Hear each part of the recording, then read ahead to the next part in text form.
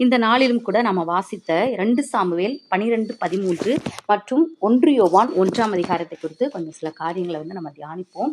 இல்லை நம்ம பார்க்கும்போது இந்த 1 யோவான் 1ஆம் அதிகாரத்தை நம்ம பார்க்கும்போது அது எப்படி மெய் சிலிர்க்க வைக்குது பாருங்களேன். அதில் ஃபர்ஸ்ட் அதிகாரத்தை பாருங்களேன்.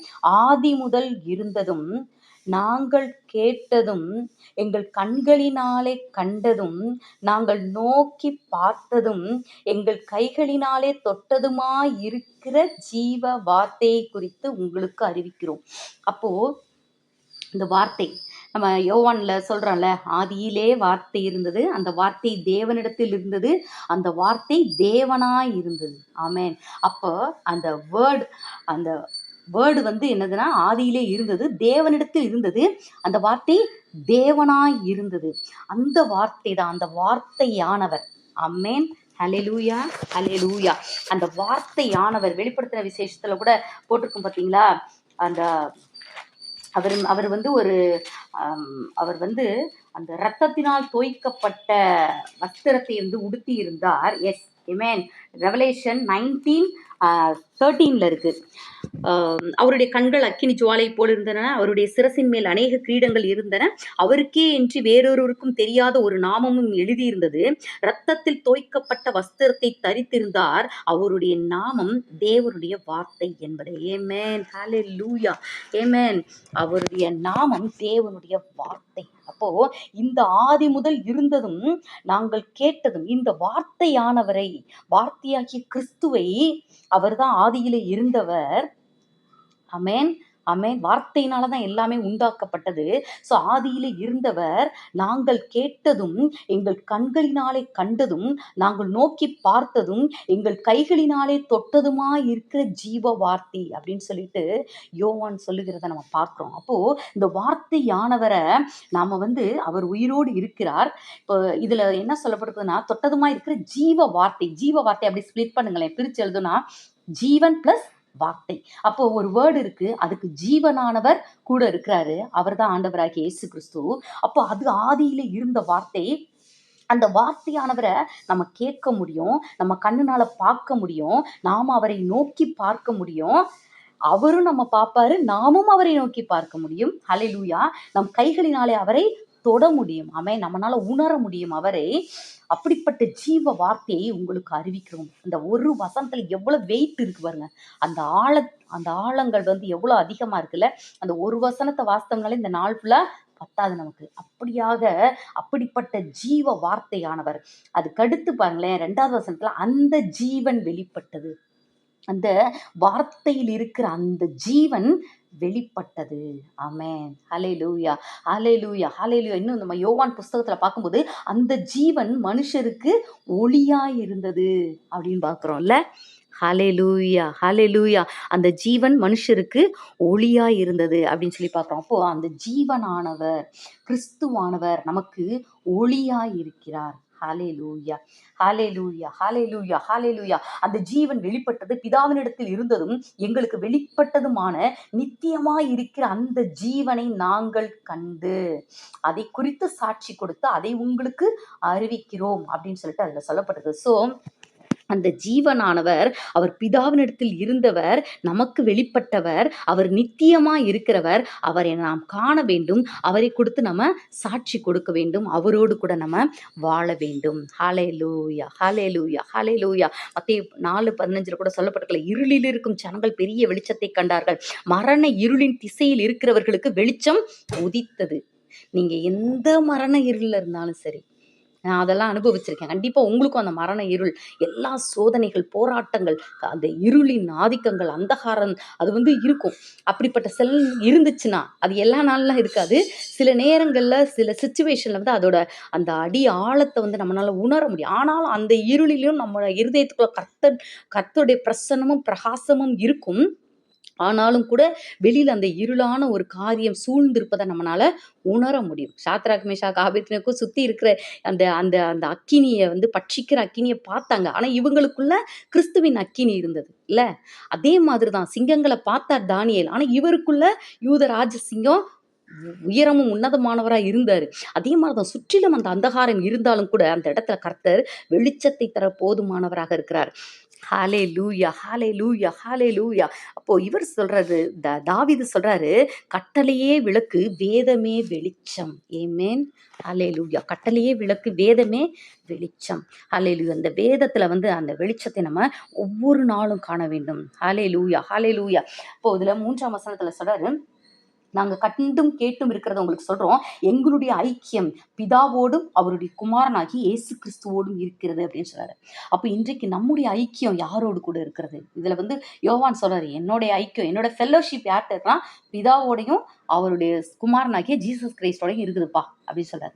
அப்ப இன்றும் கூட நம்முடைய ஐக்கியம் பிதாவோடும் அவருடைய குமாரனாகிய இயேசு கிறிஸ்துவோடும் தான் நம்முடைய ஐக்கியம் இருக்க வேண்டும். ஹalleluya. ஆமென். எந்த மனிதர்களையுமே ஃபர்ஸ்ட் வைக்காதீங்க. எப்பயுமே வைக்கக்கூடாது. எப்பயுமே ஆண்டவர் மட்டும்தான். மனிதர்கள் நம்மை போற்றினாலும் அவங்க 2வது தான், தூற்றினாலும் 2வது தான். எனக்கு எந்த சூழ்நிலை வந்தாலும் கர்த்தர் தான் ஃபர்ஸ்ட். அந்த ஒரு நிலைமையில நம்ம வைக்கும்போது நமக்கு 2வது வர்ற சூழ்நிலைகள் எப்படி இருந்தாலும் அது மாறிக்கிட்டே இருக்கும். ஆனா முதல்ல நம்ம வச்சிருக்கோம் பார்த்தீங்களா, அந்த அஸ்திபாரம், அந்த ஆணிவேர், அந்த மூளைக்கல், அந்த அஸ்திபாரக்கல், அது வந்து கிறிஸ்துவாய் மட்டும் எப்பயுமே இருக்கணும். அவர்தான் கோர், நம்ம லைஃபோட கோர் அவர்தான். அடி ஆழம் அவர்தான். அவர்தான் நம்முடைய அந்த அந்த கண்மலை. ஏமேன், ஏமேன். அந்த கண்மலை மேல கட்டப்படணும். அதுக்கு மேல காத்து வருது, புயல் வருது, அதெல்லாம் அப்புறமா பார்த்துக்கலாம். ஹalleluya, ஹalleluya.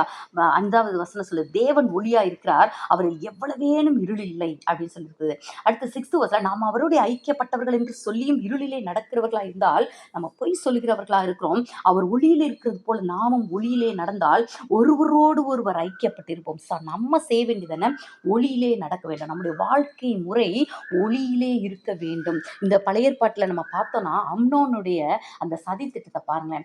இதுல அம்னோன் 2வது குற்றவாளினா, முதல் குற்றவாளி ஒரு பிசாசு இருக்கான் பாருங்க. 2 சாமுவேல் 13ஆம் அதிகாரத்துல 3ஆம் வசனம். அம்னோனுக்கு தாவீதுடைய தமையன் சிமியாவின் குமாரனாகி யோனதாப் என்னும் பேருள்ள ஒரு சிநேகிதன் இருந்தான். அந்த யோனதாப் மகா தந்திரவாதி. அவன்தான். இந்த ரூட் காஸ் எல்லாம் என்னது? அவன் இந்த மாதிரிதான். அவன் சைலண்டா பிசாசானவன் எப்படி வந்து ஒரு பாம்பு கொத்திட்டு அது போயிரும், அங்கேயே நிக்கிறதுல போயிரும். இவனுக்கு எதனால விஷம் ஏறுச்சுன்னே யாருக்கும் தெரியாது. என்ன கடிச்சிச்சோ என்ன ஆச்சோ, அது கடிச்ச தடயம் கூட அவ்வளவு ஈஸியா தெரியாது. தேடி தேடி பார்த்தாதான் கண்டுபிடிக்க முடியும் பாம்பு குத்தின தடயம் இல்லைங்களா? அப்போ இப்படித்தான் சத்துருவானவன் யாரோ ஒரு துன்மார்க்க மனிதன் மேலேயும், மனிதன் மூலமாகவோ இல்ல நம்ம மொபைல் மூலமாகவோ டிவி மூலமாக ஏதோ ஒரு மூலமாக ஒரு தவறான ஒரு காரியத்தை அப்படியே போட்டு விட்டுருவான். போட்ட பிறகு நம்ம if we catch that in our mind, அது நமக்குள்ள அப்படியே பெருகி பெருகி பாவம் அப்படியே பெருகி பெருகி எப்படி ஒரு குழந்தை ஒரு ஒரு கண்ணிலேயே கண்டுபிடிக்க முடியாத மைக்ரோஸ்கோப்ல பார்க்கக்கூடிய அந்த செல்கள் அப்படியே வளர்ந்து வளர்ந்து குழந்தையாய் உருவாகி அது 3 கிலோவா 4 கிலோவா 2 கிலோவா ஒரு குழந்தையாக வெளியில வருதோ, அதே மாதிரி கண்களினால் பார்க்க முடியாத இந்த பாவ சிந்தனை கூட நம்ம ஏற்றுக்கொள்வோமானால், இங்கதான் பாயிண்ட் இருக்கு. நம்ம ஏற்றுக்கொள்வோமான இஃப் வி அக்செப்ட் தட், அது வளர்ந்து வளர்ந்து பெருகி பெருகி பெரிய பாவமா வந்து வெளியில வரும். இப்ப பாத்தீங்களா, அவன் ஒரு தடவை சொல்லிட்டு போயிட்டான். அதுக்கடுத்து இந்த சிமியான்ற பேரை, யோனதான்ற பேரையே நம்ம இதுல பார்க்க முடியல. ஆனா அதுக்கடுத்து வந்த அந்த கொடூரத்தை பாருங்களேன். ஒரு பெண்ணுடைய வாழ்க்கை சீரழிந்து, இந்த அம்னோனுடைய வாழ்க்கை சீரழிந்து, அடுத்து அப்சலோம் இதற்காக பழி தீர்க்கப்படுகிறத பார்க்க எல்லாமே இதுக்கடுத்து இந்த ஒரு பாவம் தான், ஒரு சின்னது. இது வந்து யாருக்குமே தெரியாத ஒரு அறையில நடந்த ஒரு விஷயம். யாரு? இந்த யோனதாப் வந்து சிமியாட்ட சொல்லி கொடுத்த, சாரி அம்னோன்ட்ட சொல்லி கொடுத்த அந்த காரியம் யாருக்குமே தெரியாது. ஆனா அதனால் வந்த பலாபலன்கள் எவ்வளோ பெரிய தவறுகள், பாடுகள், போராட்டங்கள், அழிவுகள், நிந்தனைகள், இல்ல எவ்வளவு விஷயத்த நம்ம பார்ப்போம், எவ்வளவு அருவருப்புகள், இருளான ஒரு காரியம். அப்போ எப்படி இந்த இருளான ஒரு மனிதனோடு கூட இதே மாதிரிதான் நம்ம தாவீதையும் பார்க்கலாம். நாத்தான் வந்து திட்டுறாரு பார்த்தீங்களா, நீ வந்து இந்த மாதிரி ஒருத்தன் அவன்கிட்ட அவ்வளோ ஆட்டுக்குட்டி இருந்தும் இன்னொருத்தனோட இதை எடுத்துட்டு வந்து சமையல் பண்ணி வைக்கிறான் வழிபோக்கனுக்கு. அந்த வழிபோக்கன் யாரு? அதான் பிசாசு. வழிபோக்கன் தான் யாரு? பிசாசு. அப்படியே வழியில வர்ற மாதிரி வந்து என்ன பண்ணுவான்? தீமையை விதைச்சிட்டு போயிட்டே இருப்பான். ஹalleluya. அப்படிதான் வந்து தாவீது அவர் வாட்டுக்கு உப்பரிகையில அவர் வாட்டுக்கு உலாவிட்டு இருந்தாரு. அந்த நேரத்துல கரெக்டா அந்த பாரு, கரெக்டா அங்க அப்பதான் காட்டுவான் இல்ல. ஸோ இப்படியாக அந்த போக்கன் இப்படிதான் வழிபோக்கன் மாதிரி தான் நமக்கும் பல சுச்சுவேஷன்ஸ். இது நம்ம சொல்றது இது வந்து ஒரு ஃபில்த்தியான ஒரு விஷயம் சொல்றோம். இதுதான் இல்லை, நமக்கு வேற வேற விஷயங்கள்ல அப்படிப்பட்ட காரியங்கள், தூண்டுதல்கள். நீ ஏன் பேசாம இருக்க? பேசு, 4 வார்த்தை கேளு. நீ அவங்கள 4 வார்த்தை கேட்கலன்னு வச்சுக்கோ, அவங்களாம் அடங்கவே மாட்டாங்க. நீ இப்படியே சைலண்டா ஊமை கொட்டா மாதிரி இருந்தேன்னா நீ உலகத்துலலாம் வாழவே முடியாது. இப்படிலாம் சொல்கிறாங்களே யாராவது? அவங்களாம் நம்ம வாழ்க்கையில் வந்த அது யார் அவர்? யோனதாப்பா. ஆமென் அல்லேலூயா. இப்படி தான் நம்ம வாழ்க்கையிலும் கூட சில யோனதாப்கள் வழிபோக்கர்கள் வருவாங்க. நீ ஏன் இந்த ஸ்பாவத்தில் இருக்கிற? நீ ஏன் ஒளியில் இருக்க? இருளுக்கு வா. எல்லா மனுஷங்களும் எப்படி இருக்காங்க, நீயும் அப்படி இரு. No no no no. கேட்டுக்கு போகிற வாசல் விரிவும் வழி விசாலமுமாய் இருக்கிறது, அதன் வழியாய் பிரவேசிக்கிறவர்கள் அநேகர். ஜீவனுக்கு போகிற வாசல் தான் இடுக்கமும் வழி நெருக்கமுமாய் இருக்கிறது, அதன் வழியாய் பிரவேசிக்கிறவர்கள் சிலர். நம்ம அந்த ஒளியானவரோடு ஐக்கியப்பட்டாதான் ஒளியிலே நடக்க முடியும் பரலோகத்துல. இருளான மனிதர்கள் சொல்லுகிற காரியங்களை கேட்டு இந்த உலகத்துல வாழணும்னா நானும் இப்படித்தான் இருக்கணும், இப்படிதான் பேசணும், இப்படியெல்லாம் தான் இருக்கணும், இப்படிதான் சொல்லி அவர்களைப் போலவே நம்முடைய மைண்ட் செட்டும் இருந்துச்சுன்னா அவர்கள் போகிற அந்த விசாலமான நரக பாதாளத்துக்குள்ள தான் நம்மளும் கொடுக்கணும். அப்போ குய்யோ முறையான்னு கத்தி எந்த பிரயோஜனமே கிடையாது. ஸோ அது எல்லாவற்றையும் நமக்கு ஒவ்வொரு சின்ன சின்ன விஷயத்தையும் we should filter in the word of God. We should filter in the word of God. வேத வசனத்தில் அப்படியே அதை ஊற்றுங்க. அது கரெக்டாக இருந்ததுன்னா ஃபாலோ பண்ணுங்க, இல்லையா விட்டுருங்க. அப்போ ஒவ்வொரு சின்ன சின்ன even the phone call, even the ஒரு வார்த்தை நீங்கள் பேசினா கூட அந்த வார்த்தை கற்றுக்கு பிடிச்சதா பிடிக்காததா அது நமக்கு நல்லா தெரியும். நம்ம ஒளியில நடக்கும்போது அந்த ஒளியானவருக்கு பிடிச்சதா இருளை பேசுறோமா நமக்கு நல்லா தெரியும். அதை செஞ்சு முடிச்சோடனே நமக்குள்ள இருக்க நிம்மதி போயிடுச்சுன்னா நீ பண்ணது இருள்னு அர்த்தம், பிசாசோட சரக்கு எடுத்து நீ யூஸ் பண்ணிட்டேன்னு அர்த்தம். உடனே என்ன பண்ண, ஐயோ ஆண்டவரே என்னை சீர்படுத்துங்க. ஆமென். ஆண்டவர் சொல்றாரு, வேதம் சொல்லுது, நான் நான் பாவம் செய்யவில்லை என்போமானால் நாம் கர்த்தரை என்ன பண்றோமோ பொய்யராக்குகிறோம். நான் பாவம் செய்யவில்லை என்போமானால் நாம் அவரை பொய்யராக்குகிறவர்களாய் இருப்போம். அவருடைய வார்த்தை நமக்குள்ள இருக்காது. செய்யறதெல்லாம் செஞ்சுட்டு அப்படியே ஆண்டவர்கிட்ட மழுப்புற வேலை மட்டும் நம்ம வச்சுக்கவே கூடாது. ஆண்டவர்கிட்ட மட்டும் மழுப்புற வேலையே இருக்கக்கூடாது. தப்புனா ஆண்டவர் தப்பு செஞ்சுட்டேன்னு கன்ஃபஸ் பண்ணியே ஆகணும். அது என்ன சிந்தனையில அசுத்த சிந்தனையா இருந்தாலும் சரி, தீமையான சிந்தனையா இருந்தாலும் சரி, பொல்லாப்பானதா இருந்தாலும் சரி, ஆண்டவரே நான் உண்மையிலே தப்பு தான், நான் இந்த விஷயத்துல நான் இப்படிதான் சிந்திச்சேன், அது சரி கிடையாது, என்னை சரிப்படுத்துங்கன்னு ஃபுல்லா ஃபிளாட் ஆகி விழுந்துடணும் அவர் சமூகத்துல.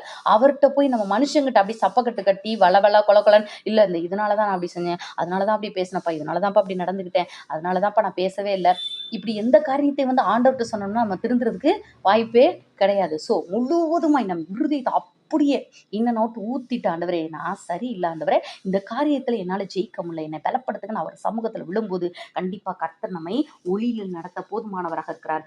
அவர் ஒளியில் இருக்கிறது போல நாமும் ஒளியிலே நடந்தால் ஒருவரோடு ஒருவர் ஐக்கியப்பட்டிருப்போம். அவருடைய குமாரனாகிய இயேசு கிறிஸ்துவின் ரத்தம் சகல பாவங்களையும் நீக்கி நம்மை சுத்திகரிக்கும். அடுத்ததுல போட்டுருப்பாங்களேன், 9ஆம் வசனம், நம்முடைய பாவங்களை நாம் அறிக்கையிட்டால் நம் பாவங்களை நமக்கு மன்னித்து எல்லா அநியாயத்தையும் நீக்கி நம்மை சுத்திகரிப்பதற்கு அவர் உண்மையும் நீதியும் உள்ளவராக இருக்கிறார். ஸோ ஒவ்வொரு நாளும் இப்போ நேற்று என்ன காரியங்கள் செஞ்சோம், இன்னைக்கு என்ன காரியங்கள், அப்பப்பவே அதை சப்மிட் பண்ணி ஆண்டவரை என்னை சீர்படுத்துங்கன்னு சொல்லி நம்ம செயல்படும் போது கண்டிப்பாக நம்ம வாழ்க்கை வெளிச்சம் உள்ளதாக இருக்கும். வெளிச்சமானவரோடு நம்ம எப்பயுமே நடக்கணும். 24/7 நடக்கணும். ஒரு செகண்ட் நமக்கு அது மாறிச்சுன்னு வச்சுக்கோங்களேன், உடனே போய் சப்மிட் பண்ணிடணும். ஆண்டவரே இந்த விஷயத்தில் நான் கொஞ்சம் சரியில்லை, என்னை சரிப்படுத்திடுங்க. உடனே போய் அதை இது பண்ணிடணும். ஒரு நம்ம ட்ரெஸ்ஸில் இப்போ ஒயிட் ட்ரெஸ்ஸாக இருக்கட்டும், ஏதோ ஒன்று சாம்பார் கொட்டிடுச்சு, உடனே வாஷ் பண்ணோன்னா கரை போயிடும் டக்குன்னு. அதை நீங்கள் அப்படியே 2 நாள் 3 நாள் 4 நாள் எவ்வளோ நாள் வைக்க அதை வாஷ் பண்ணுறது கொஞ்சம் கஷ்டமான ஒரு விஷயம் இல்லை? அப்போ அதே மாதிரி தான் உடனே அதை சப்மிட் பண்ணி சரி பண்ணி, எந்த மனுஷனுக்கு நம்மளை புரிய வைக்கிறோமோ இல்லையோ அது அவசியம் இல்லை. கர்த்தருக்கு நம்ம புரிஞ்சோம்னா போதும். கர்த்தருக்கும் நமக்கும் இடையில கேப்பே இருக்கக்கூடாது, 0 கேப். அதில் நம்ம சரியானவர்களாக இருக்கணும். அப்போ இதுக்கு முக்கியமான விஷயம் என்னன்னா, கட்டளையே விளக்கு, வேதமே வெளிச்சம். அப்போது தாவீது சொன்ன மாதிரி வேதத்தை அதிகமாக நீங்கள் தியானிங்க, அதிகமாக படிங்க, அதிகமாக படிக்க வேத வசனங்கள் ஒரு நோட் எடுத்து எழுதுங்க. இன்னைக்கு 10th படிக்கிற பிள்ளைங்க, +2 படிக்கிற பிள்ளைங்களை நம்ம என்ன சொல்கிறோம், எழுதி பார், திருக்குறள் அடி பெறலாமல் எழுது, ஒரு எழுத்து கம்மா விடாத, இங்கே கோடு போட்டு போச்சுன்னா அதே மாதிரி கோடு போடு, ஒரு இது கூட மாறக்கூடாது, புள்ளி முதற்கொண்டு மாறினா மார்க் குறைச்சிருவான். சொல்கிறோம்ல, அந்த மார்க்கெல்லாம் எந்த பிரயோஜனம் பெருசாக இல்லை.